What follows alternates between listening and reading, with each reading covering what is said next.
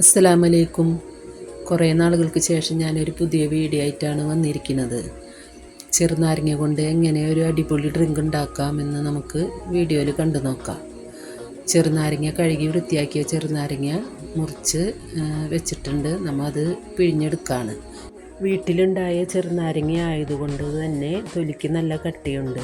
അതുകൊണ്ട് ഒരു സ്പൂൺ വെച്ചിട്ടാണ് നീര് എടുക്കുന്നത്. അപ്പോൾ നമ്മളൊരു ഗ്ലാസ്സിലേക്ക് നീര് അരിച്ചൊഴിക്കുകയാണ്. നമ്മൾ അത് ഐസ് ട്രേയിലേക്ക് ആ നീര് കുറേശ്ശെയായിട്ട് ഒഴിച്ചു കൊടുക്കാം. ഒരു സ്പൂൺ വെച്ചിട്ടായാലും ഒഴിച്ചു കൊടുക്കാം. അപ്പോൾ കുറേശ്ശെയായിട്ട് നമ്മൾ ഐസ് ട്രേയിലേക്ക് നീര് മാറ്റുകയാണ്. നമ്മൾ അതൊന്ന് ഐസ് ക്യൂബാക്കി മാറ്റണം, ഫ്രീസ് ചെയ്തിട്ട്. നല്ല രുചിയും മണവുമുള്ള നമുക്ക് നാരങ്ങ വെള്ളം ഉണ്ടാക്കാം പെട്ടെന്ന് തന്നെ. അപ്പോൾ നമ്മളത് ഫ്രിഡ്ജിലേക്ക് വെക്കുകയാണ്. അപ്പോൾ നമ്മൾ തണുത്തതിന് ശേഷം അത് കുറച്ച് മണിക്കൂർ വെച്ചതിന് ശേഷം ഐസ് ക്യൂബുകളായി വന്നിട്ടുണ്ട്.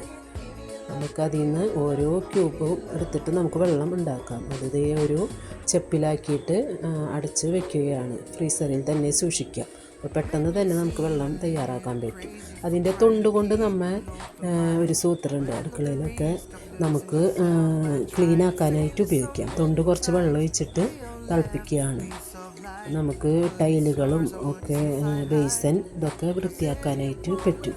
നല്ലൊരു സ്മെല്ലും ഉള്ളത് കൊണ്ട് നല്ല ക്ലീൻ ആവുകയും ചെയ്യും.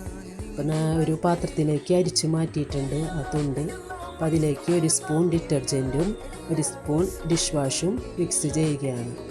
അപ്പോൾ അത് മിക്സ് ചെയ്തതിന് ശേഷം നന്നായിട്ട് ഒരു സ്പ്രേ ബോട്ടിലേക്ക് ഒഴിച്ചു കൊടുക്കുകയാണ്. ഒരു ബോട്ടിൽ ഒഴിച്ചതിന് ശേഷം നമ്മളത് സ്പ്രേ ചെയ്ത് നമുക്കത് ക്ലീനാക്കാൻ ഉപയോഗിക്കാം കിച്ചണിൽ.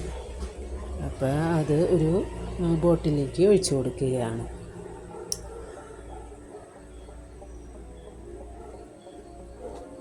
ഞാനപ്പോൾ അത് ബോട്ടിൽ ഒഴിച്ചതിന് ശേഷം ടൈലുമ്മൽ കുറച്ച് സ്പ്രേ ചെയ്തിട്ട് അത് ക്ലീനാക്കാനായിട്ട് നമുക്ക് ഉപയോഗിക്കാം. എൻ്റെ വീഡിയോ എല്ലാവർക്കും ഇഷ്ടമായെങ്കിൽ സബ്സ്ക്രൈബ് ചെയ്യുക, ഷെയർ ചെയ്യുക. അടുത്ത വീഡിയോ ആയിട്ട് കാണാം കേട്ടോ.